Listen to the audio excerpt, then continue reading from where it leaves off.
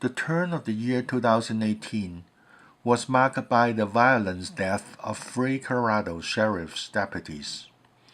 To pay tribute to these fallen deputies who had made the ultimate sacrifice, the competing motor officers delivered at the opening ceremony a heartfelt presentation.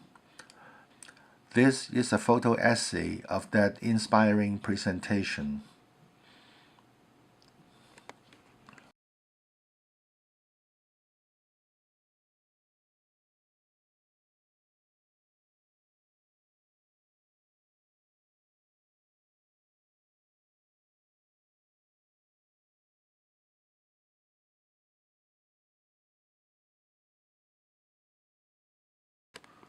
The opening ceremony began when three motor officers led the rest of the competitors in the motorcycles toward the front of the main stage area.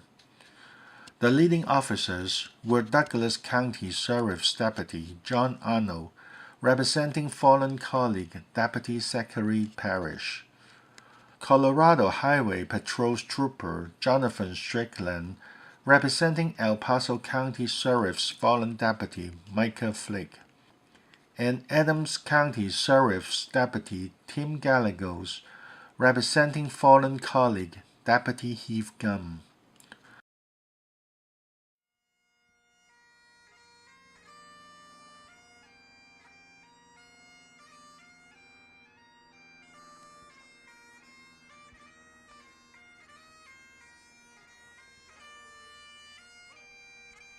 Following the posting of the colors by Castle Rock police explorers, all the motor officers, along with the audience, solemnly paid respect to the fallen deputies and observed moments of silence with heavy hearts.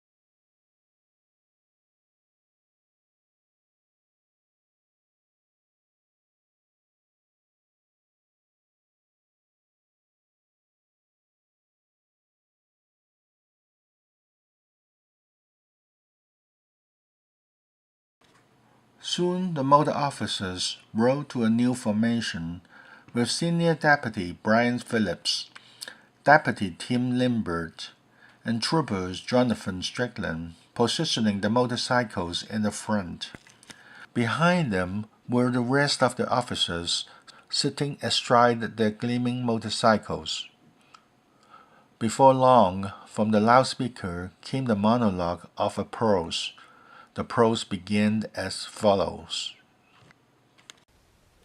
Yeah, that's me pulling up behind you. Make no mistake, I didn't break the law. You did. I guess you didn't see me back there, but before you get grumpy and angry, I want you to take a closer look. I'm a lot like you.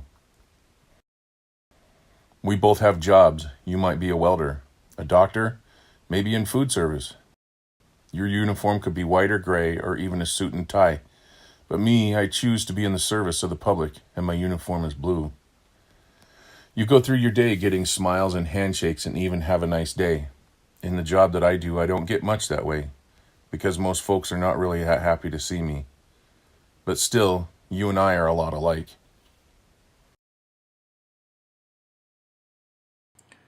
In recent years, law enforcement is under the scrutiny from the public.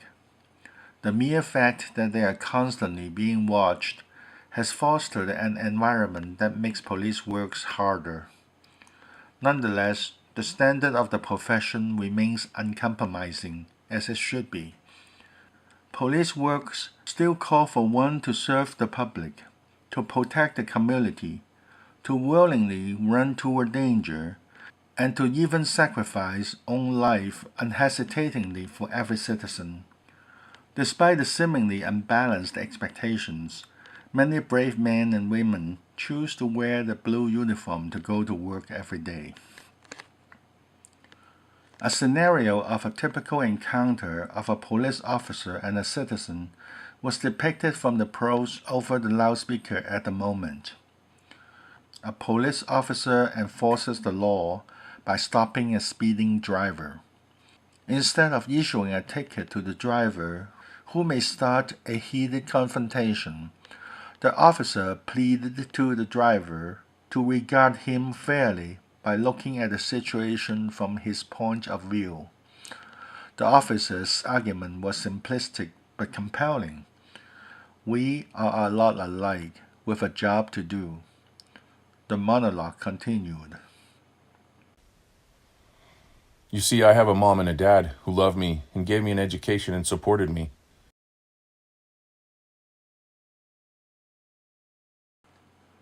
Here, a couple from the audience walked toward Deputy Phillips, and after receiving hugs from the beloved son, they proudly stood beside him.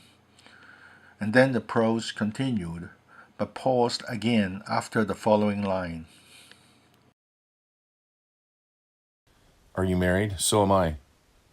I have a spouse, the apple of my eye. We laugh together and take care of each other as we promised in our vows.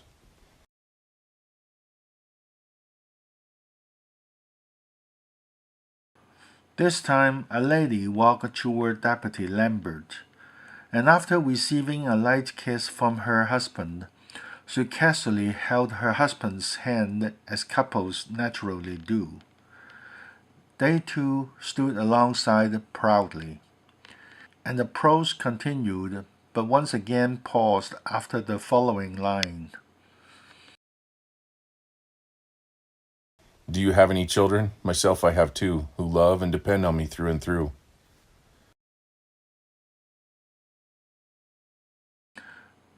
On cue, a little girl and her younger brother ran toward Trooper Strickland, who immediately leaned over to cuddle his children affectionately. They too ultimately settled into standing next to each other. Finally, over the loudspeaker, the rest of the prose was recited to the end without further interruption. We are a lot alike, you and I, with one difference. Your instinct tells you to run from danger. My heart tells me to run toward it. Well, today's your lucky day, because I'm going to let you go. Next time I see you driving, try going a little slower. So as you drive away today, I only ask one thing. Take a good look inside of you and see me through the blue.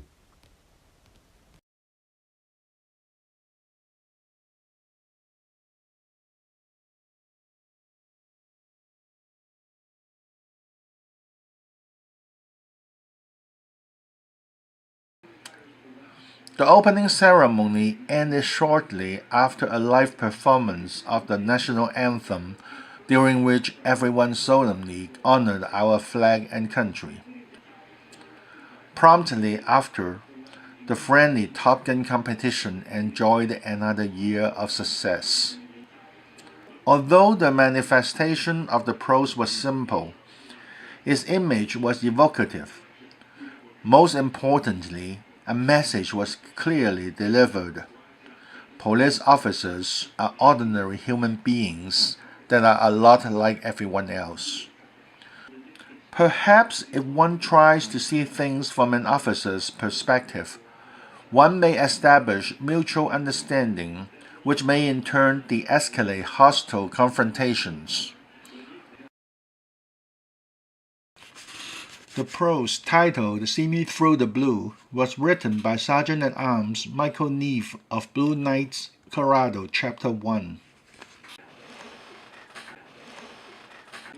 The powerful prose has soul, and its presentation at the event opening ceremony by everyday people gives the soul a beating heart. I sincerely tip my hat to the author.